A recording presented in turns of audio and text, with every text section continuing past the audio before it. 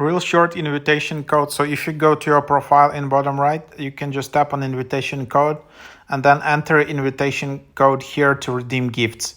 So that's where you can get it. I don't know where to get it. Probably you can just go and search it on Reddit or just ask some people on Reddit, some forums.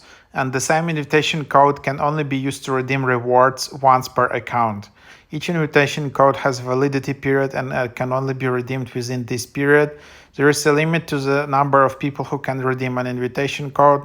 Once this limit is reached, it can no longer be redeemed.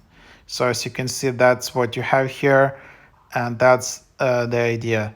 So yep, that's what it is. And then yeah, you can just enter this invitation code, and that's where you have it.